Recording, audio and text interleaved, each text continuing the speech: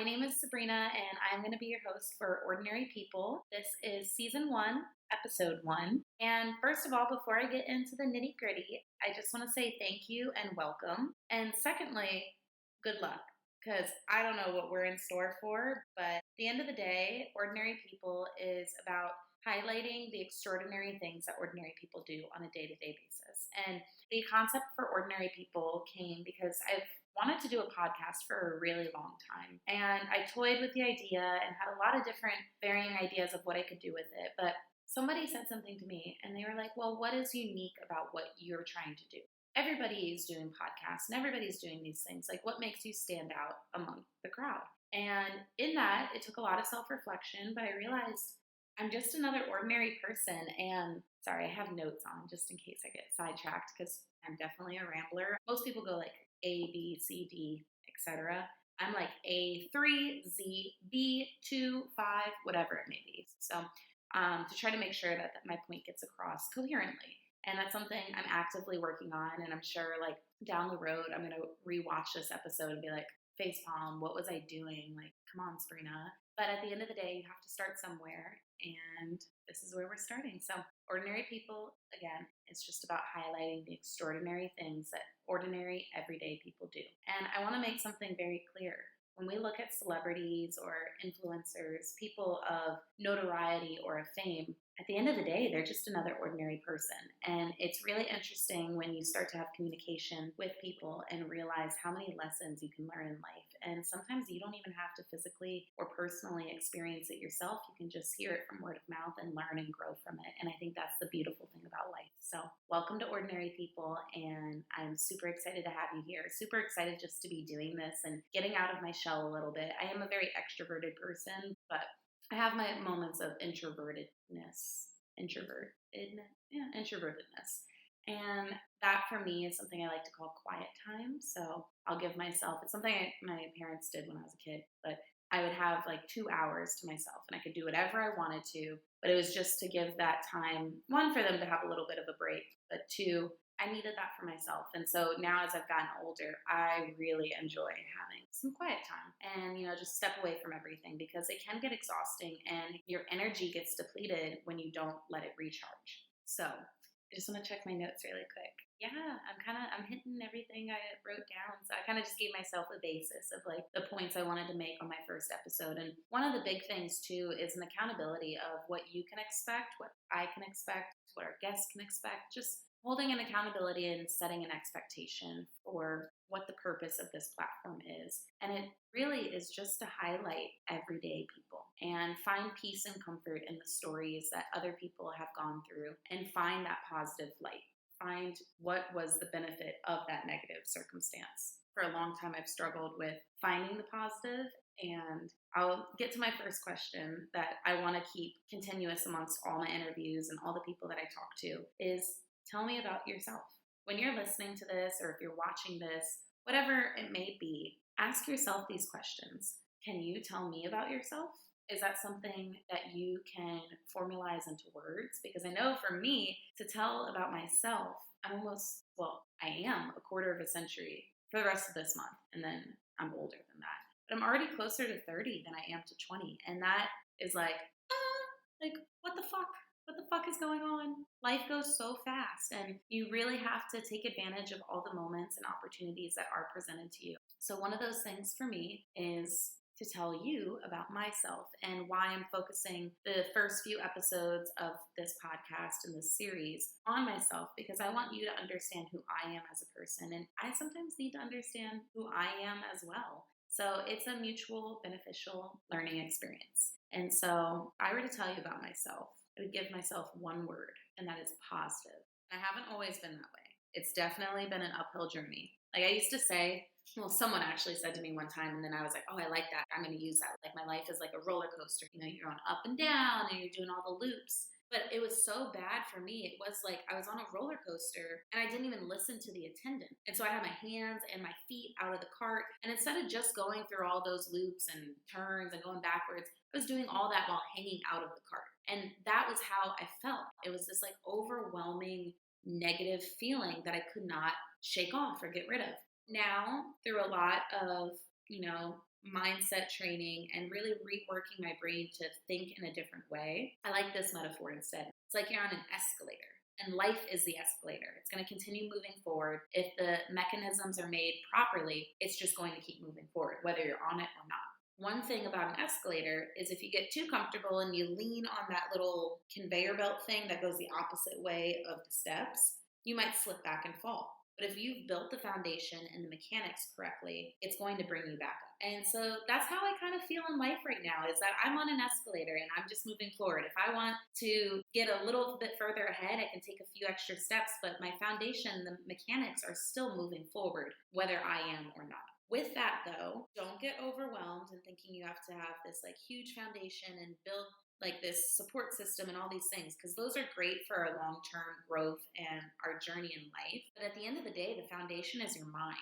The foundation is you setting these little roadblocks to prevent your mind from depleting itself. And there's something really amazing in the way that we as ordinary people process and work through experiences in life, whether positive or negative. And so, yeah, I feel like I'm on an escalator and I'm just riding it out and taking a few extra steps. And, this is one of those extra steps where I'm pushing myself forward and putting myself out there in hopes that somebody is going to listen to this and connect with this and say, you know what, I can put myself out there.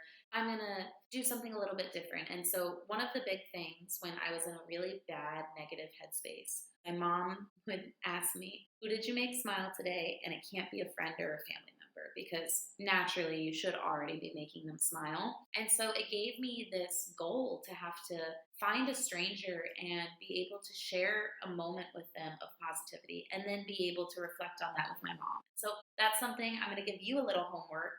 Who did you make smile today? And it can be a friend, it could be a family member, or it could be a stranger. So I would love if you wanted to share that with me. You are more than welcome to comment on the post, send me a direct message, anything that you feel is comfortable.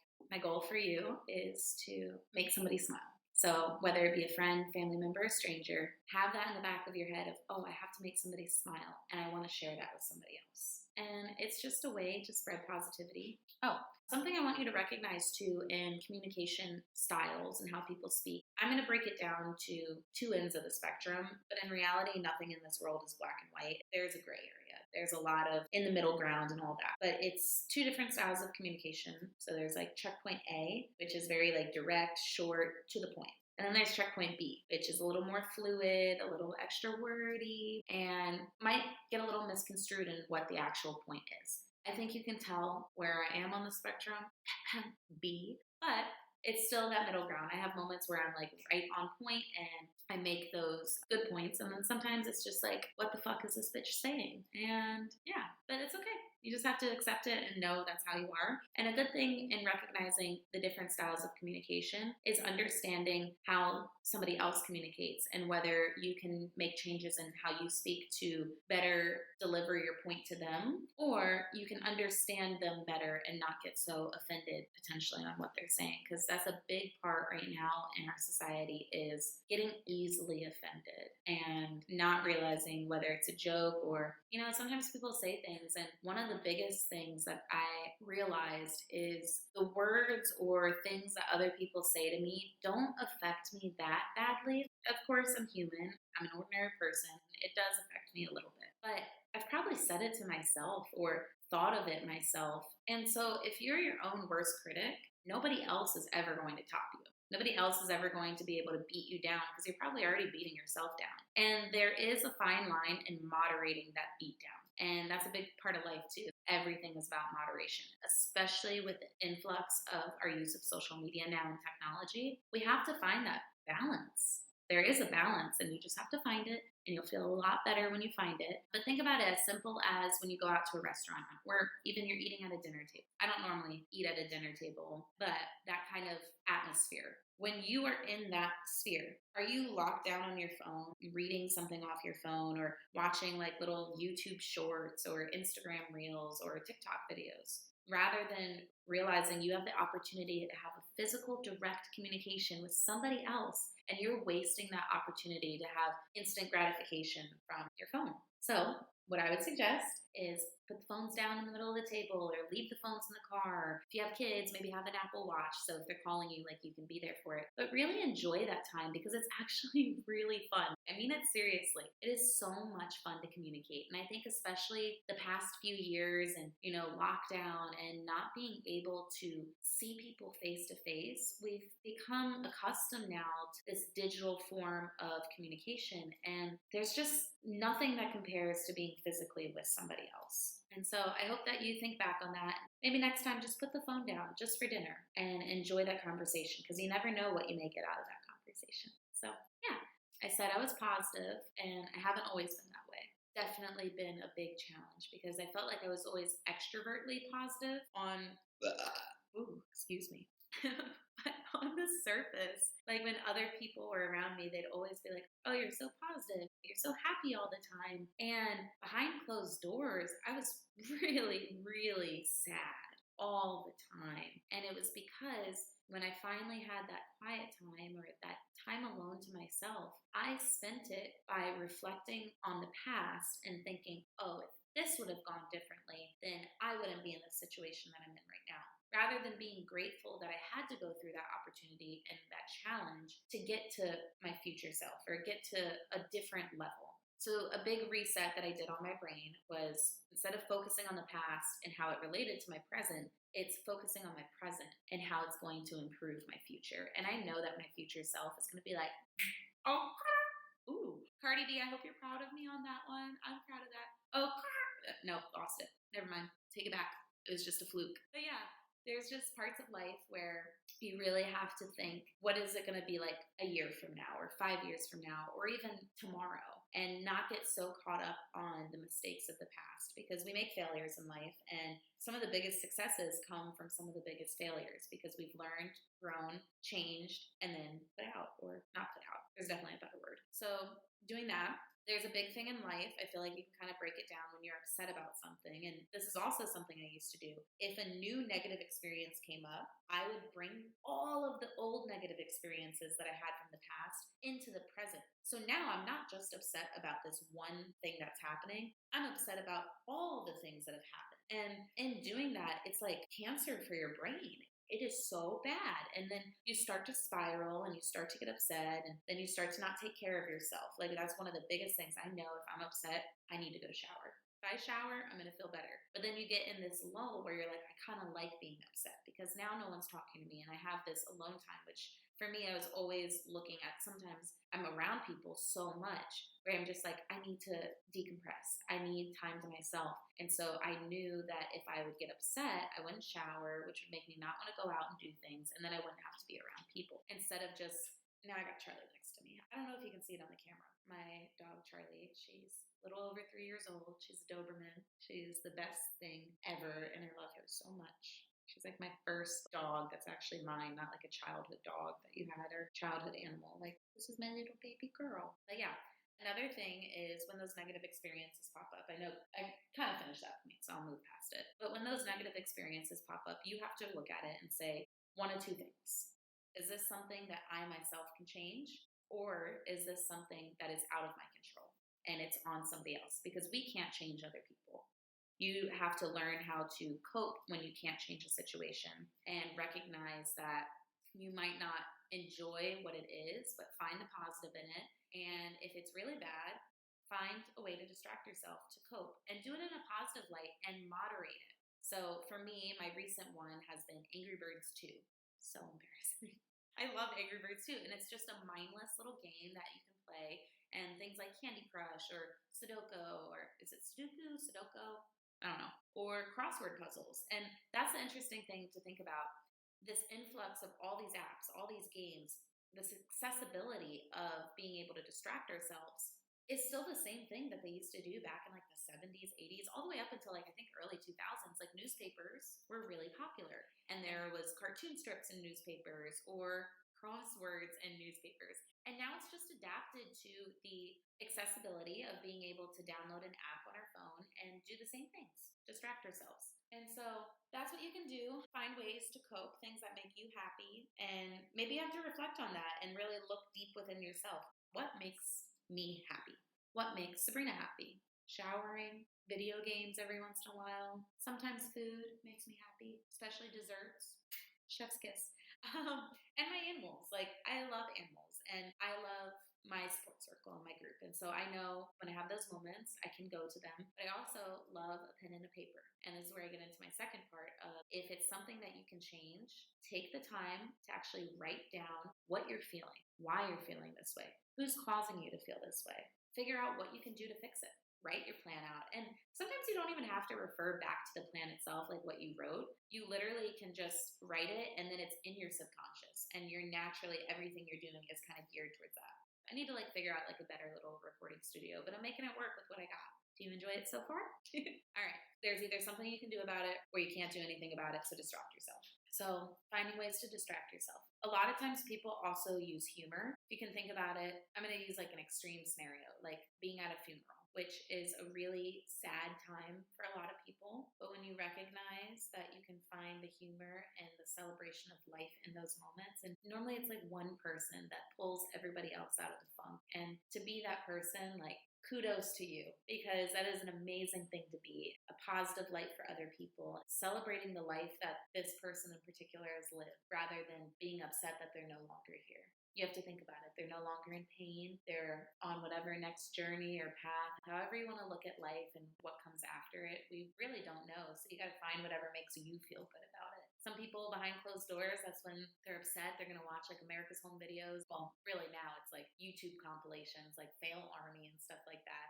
I like those videos, but sometimes they'll cut it right when you know somebody just got hurt. And I don't like those. I don't like seeing people get hurt. But if someone falls and slips in front of me, I will always ask them, are you okay? And then if they're yes, I start laughing because I think that stuff is so funny. So that's why I like those videos, but just not when someone actually gets hurt. That's just bad. But yeah, I do want to start to wrap up episode 1. The next few episodes are just going to be about me. I'll have some different topics. If you guys have anything you want to share, a story of who you've made smile or how you spread some positivity in your local sphere of influence or people, I would love to hear it. And I would love to be able to highlight it in our future episodes and really be able to have this be a community of unity. Ooh, I like that. A community of unity. I'm just super excited for this journey. Really grateful if you stuck it out this far and listened to the Sabrina rambles. Definitely more of a checkpoint B conversation, but we're going to have new episodes posted every Wednesday, 5 p.m. Pacific Standard Time, 8 p.m. Eastern Standard Time. My heart goes out to the East Coast, so I'll include you in, but I am on the West Coast now until further notice. I'm just really looking forward to what the possibilities are from this platform and what it can do for not only myself, but for other people. I just really hope that this touched you in some way and made you feel like you have a friend. When you really look at a situation, it's not just being, oh, I'm just going to post a video. You're being intentional about the message that you want to put out and what you're trying to promote. And for me, that's positivity. It's the one word I use to describe myself. Positive is not the only thing to describe me, but it is one of the most important things to me. And that's one of my core values, is to be positive. When you are commenting or sharing this with other people, or if you're sending a DM, just reread it.